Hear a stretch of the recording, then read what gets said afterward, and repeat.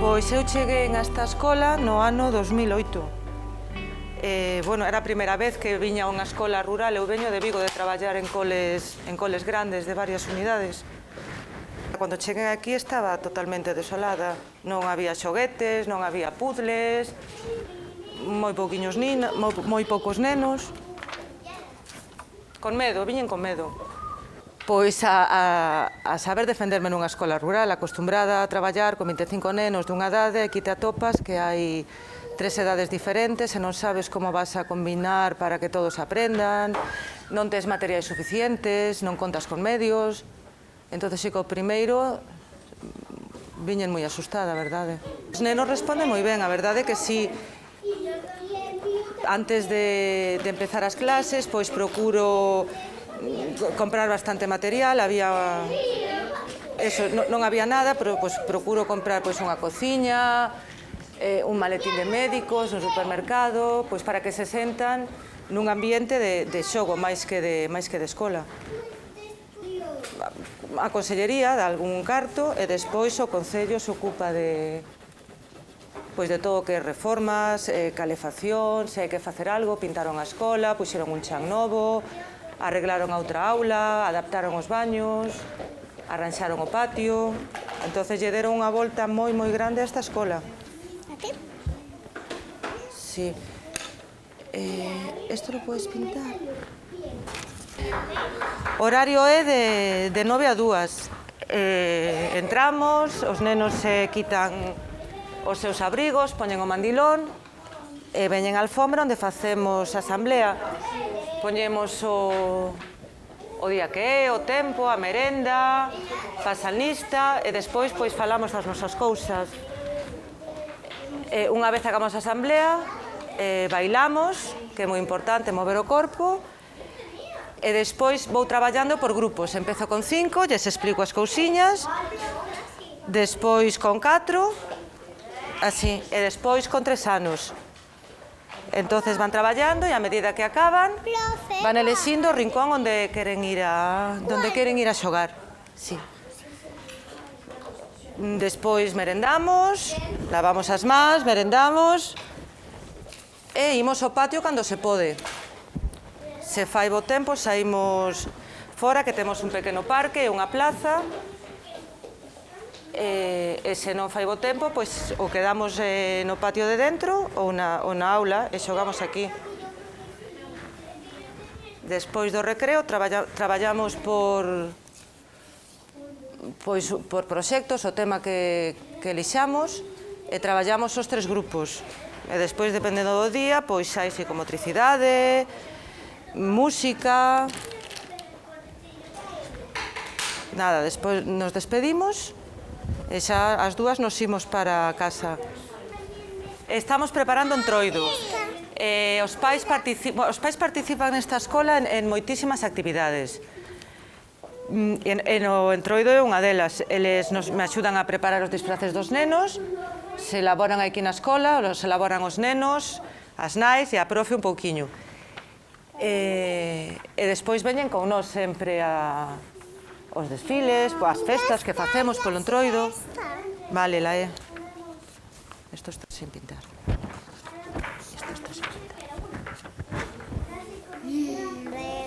Venga! O que máis me gusta deste traballo é estar cos nenos e ver a súa evolución desde que entran casi sin apenas saber falar nin nada, e como saen da escola, xa un montón de conocimientos, os maiores, o traballo diario con eles.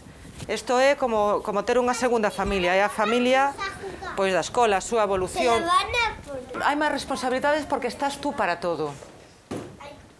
Estás para atender o teléfono, para abrir a porta, para atender se ven alguén. Entonces, sí que máis responsabilidades en ese plan, sí, cos nenos. No, penso que non. Aprenden a ser moi independientes os nenos destas escolas, porque me axudan moito os maiores. Os maiores van axudándome cos nenos de 3 en todas as actividades. Eles xa saben, entonces lles explican, lles enseñan. Entón sí que en ese aspecto non, pero despois Por outra banda, sí, por eso, por estar eu sola para todo. Que contas tamén que aquí os pais, o que falábamos antes, colaboran moito en todo. Entón, sempre conto con eles para todo tipo de actividades. Cando ven o bon tempo, facemos un montón de saídas, e vamos a un montón de sitios, entón, eles veñen sempre. E entón, contas con eles xa para todo, claro. Non cambiaría un cole grande por este, non, xa non. Venís agora. Non, os 2 primeiros anos, igual sí que os 2 primeiros, hasta o terceiro veu unha compañeira, porque houve unha matrícula grande. E xa con a compañeira moi ben, por estar as dúas, pois nos coordinábamos moi ben, facías moitas máis cousas. Eu estudiei nunha escola deste estilo, pero, bueno, nunha aldea máis pequena todavía do concello. Ahora xa non existe esa escola. E ben, moi ben. De feito, os nenos, para min, costalles menos adaptarse, son menos nenos, non é meterse nunha clase de 20 nenos que se poden sentir máis perdidos. A min foi unha das razóns para traela aquí. Por actividades fan máis aquí que noutro sitio.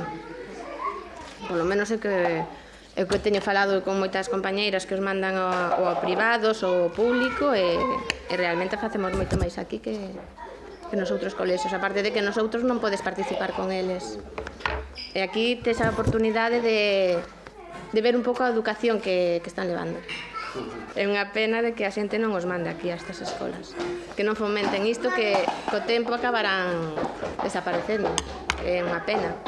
Vale, ahora eleximos unos dibuixos ou cancións que o encargado decide e que os ven durante a merenda, hasta esperar a que todos acaben para poder sair ao patio.